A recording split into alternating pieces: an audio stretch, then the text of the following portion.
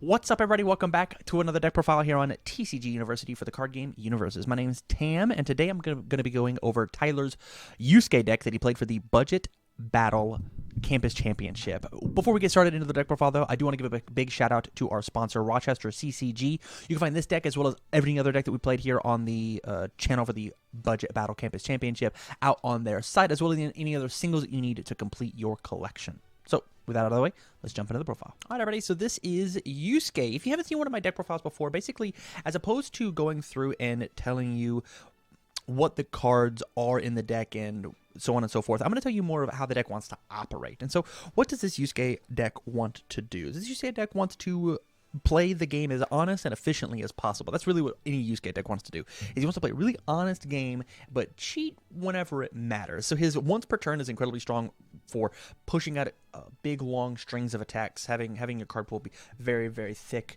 inside of attacks, as well as the remove means that your life total is a little larger than normal. 22 is already fairly large, but minus two damage is something you might want to not block, or maybe even partial block might be the thing that lets you survive to your next turn and kill them. So play thick strings, +2, -2, all your stuff. Very standard Yusuke. So let's jump into the deck. So the first attacks we're going to be looking at are the non-spirit attacks. Because of the remove a spirit cards from your discard pile, it's important that we have and because we're playing a budget list, it's important we have these non-spirit cards inside of the deck. But so the first ones are Keiko Slap. Keiko Slap is just a little baby Yusuke. It says your next attack this turn has -3 difficulty. Or excuse me, -2 difficulty. And Yusuke says minus on his difficulties. We're playing a lot of his attacks, so -2 plus -3 sometimes means a -5, which means we get to play a card ignoring progressive difficulty. I think this is really, really solid, as well as it being a reversal. It says that if it does happen to deal damage, we get to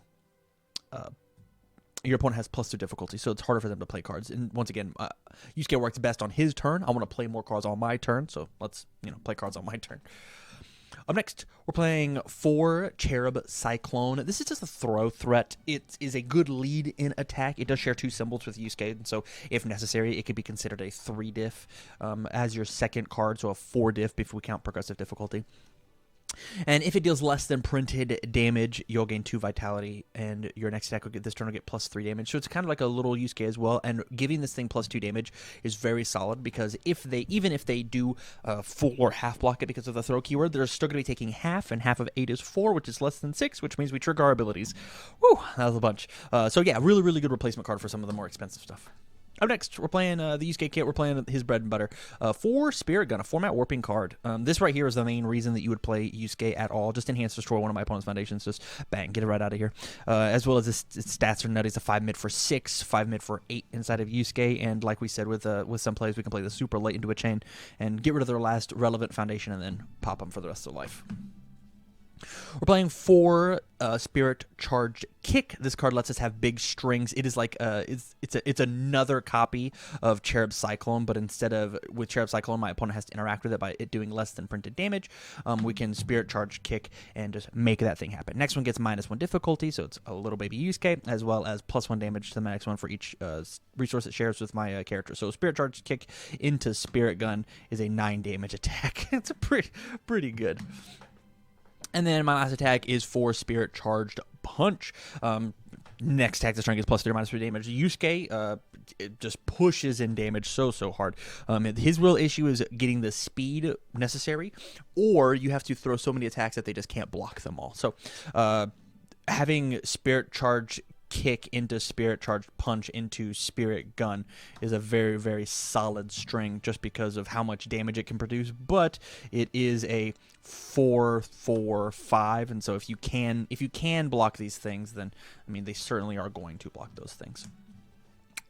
My last big note is these are the only 12 cards in the deck that have the word Spirit in them, if I remember correctly. There are other cards that you can facilitate inside of the deck, but that does mean that you only have 12 uses of the Yusuke remove a card with Spirit from your discard pile, and realize you're removing attacks, so if you do Cycle, those are less attacks that you get to play in the game.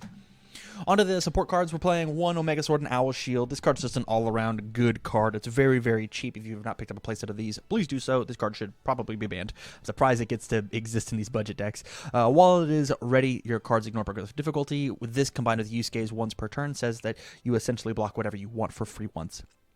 As well as check of 4 gets a damage bonus equal to its block modifier. So it doesn't work with Spirit Charged Kick because it has a 0, but here is +2 damage, +1 damage, plus, those are the same cards, 3 damage on your throw is good, +2 damage. And so it is essentially, with all of these cards, just a free Yusuke remove. So maybe with this out, you have to use Yusuke's ability on defense as opposed to offense in order to try and kill them. So just an all-around solid card.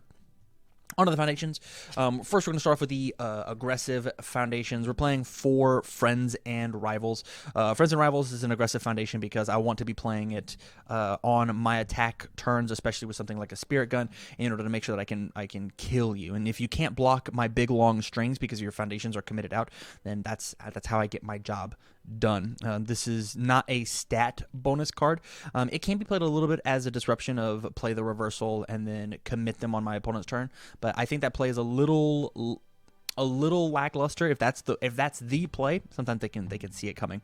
And so yeah, I think Friends and Rivals is super good, especially along the mix with especially alongside all of the Spirit Guns that the deck gets to play. Up next, we're playing 4 new Empress of Nether Realms. Drawing cards is always super good. We've got 22 life in order to have that pay 3 life, not that be that big of a deal. And once again, big strings is what we're looking for. And so the more cards we have in our hand, the more chances we get to draw attacks, the easier it is for me to kill you. Up next, we're on to the flow of the deck. We're playing 4 Folktale Storyteller. We could say that Friends and Rivals is a flow card just because it does not pump damage by itself, but it does essentially say all your attacks have +2 speed because of them not being able to commit these 2 foundations. But Folktale Storyteller is a good anti-breaker card. It lets you build things down so that as you Yusuke, you're using less committed resources whenever we're throwing these attacks. If you look at our attack lineup, they are mainly 5s. We've got 5s. All 12 of these attacks in our deck are 5s. And so playing these on multiple strings without using the Yusuke once per turn, the later in the turn we can use this Yusuke once per turn, the more value we can get out of the turn, obviously. And so these cards just help mitigate this 5 just a smidge. As well as it tosses cards in my discard pile for Yusuke's remove. So there's always that. On the defense, we're playing 3 Unpredictable Movement. I got to be able to block things. This is just Yusuke's once per turn minus the block modifier, except for it is speed. The Destroy for the Charger Slam is not very good, but just commit -2 speed is very worthwhile. Playing double Genkai's Training, it says that any of my cards that share 2 resources, so death, life, and good, their block modifier becomes 0, as well as it is what we want to mainly spend our momentum on. If I smack you at all, keep the momentum, and then I can just Genkai's Training and just block everything. Once we go back to my turn, I'll then now kill you. Next, we're playing double Cool and Focus. This card is just a free block. It puts their stats back to printed, and then I just block with the Cool and Focus. Easy peasy. As well as it's really good versus like multiples and whatever. And the discard the top card of the deck is a little bit of a flow card just because it makes sure that the Yusuke remove a spirit is a little more live, just getting to mill a little extra cards, my turn, your turn, so on and so forth. On the defense, we're playing 4 Toughest Punk in junior high. If my blocks don't work, just response flip. I took 3 less damage. Might be good in a nail breaker situation. These 2 cards are really good together. It says if their attack is, 6 or less, you can take none of it. I'll partial block, and then their damage would be 3 because of the half block. I'll take nothing instead. Pretty solid card.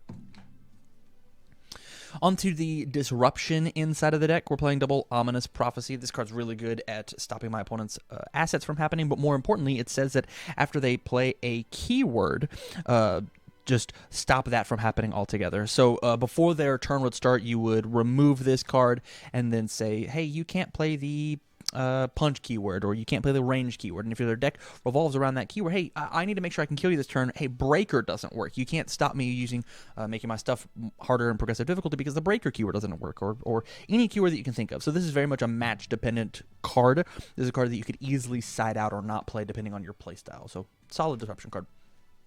We're playing double Protecting the Protector.